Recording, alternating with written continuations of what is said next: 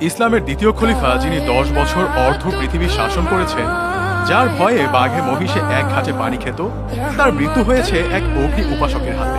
প্রিয় দর্শক, বলছিলাম উমর রাদিয়াল্লাহু তাআলা আনহুর কথা। এই হৃদয় বিদারক নির্মম ঘটনা ঘটল কি করে, কেনই বা করলো? চলুন এই ভিডিওতে জেনে নেওয়া যাক।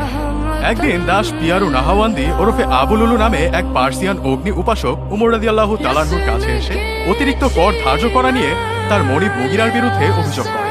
অভিযোগ ছিল মুগিরা তার উপর বেশি কর ধার্য করেছে। অভিযোগ শুনে উমর রাদিয়াল্লাহু তাআলা আনহু মুগিরাকে ডাকেন বিষয়টির সত্যতা যাচাই করতে। কিন্তু পরে দেখা যায় মুগিরা যে কর ধার্য করেছেন তাই সঠিক। এই বিচারে মুগিরা সন্তুষ্ট হলেও আবু লুলু মনে মনে খুব রাগান্বিত হল। সে প্রতিজ্ঞা করল উমরের ওপর প্রতিশোধ নেয়ার, তাকে দুনিয়া থেকে সরিয়ে দেবার। সেজন্য আবু লুলু একটি খঞ্জর তৈরি করল। উভয় দিকে ধারালো সেই খঞ্জরটি সে পুরো 1 মাস বিষের মধ্যে ডুবিয়ে রাখল। এরপর একদিন ফজরের মসজিদে নববীতে গেল নামাজ পড়তে। পরিকল্পনা অনুযায়ী দাঁড়ালো প্রথম কাতারে। তখনকার দিনে বর্তমান সময়ের মতো মসজিদে এত আলোর ব্যবস্থা ছিল না। উমর রাদিয়াল্লাহু তাআলা আনহু ফজরের সময় ঢুকলেন, বললেন একামত দাও। একামত দেয়া হলো। হযরত উমর রাদিয়াল্লাহু তাআলা আনহু নামাজ শুরু করলেন। আবু লুলু তখন সুযোগের অপেক্ষায়। প্রথম রাকাতে তিনি বড় একটি সূরা দিয়ে শুরু করেন সব সময়, যাতে মহল্লার সব মুসল্লি নামাজে এসে শরীক হতে পারে। প্রথম রাকাত শেষে যখন রুকুতে যাবেন, সেই সময় আবু লুলু হায়নার মতো ঝাঁপিয়ে পড়ল তার উপর। খঞ্জর দিয়ে 3টি আঘাত করে উমর রাদিয়াল্লাহু তাআলা আনহুকে। একটি নাভিতে, সাথে সাথে নাভিটা কেটে গেল, অপরটি বুকে এবং আরেকটি পাঁজরে। তিনি একটি চিৎকার দিয়ে মাটিতে লুটিয়ে পড়ে।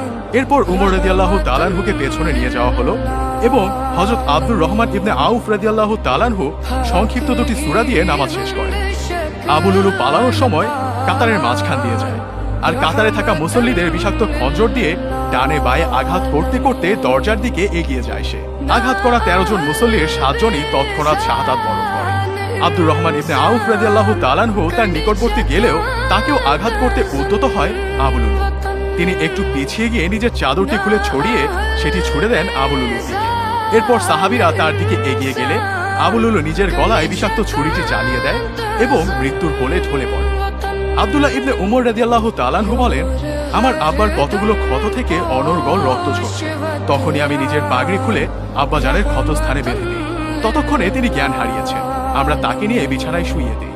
বেশ কিছু সময় পর আমিরুল মুমিনিন জ্ঞান ফিরে পান। হুঁশ ফেরার পর প্রথম প্রশ্ন কি ছিল জানেন? আমার নেতৃত্বে যে ফজরের নামাজ শুরু হয়েছিল সেটা কি শেষ হয়ে গেছে? তোমরা সালাত আদায় করেছো? সুবহানাল্লাহ। আর আমরা হলে কি বলতাম? সবাই সমস্বরে জবাব দিল, জি, আমরা সালাত আদায় করেছি। তাদের জবাব শুনে তিনি বললেন, আলহামদুলিল্লাহ। এরপর উমর রাদিয়াল্লাহু তাআলা আনহু এবার পুত্র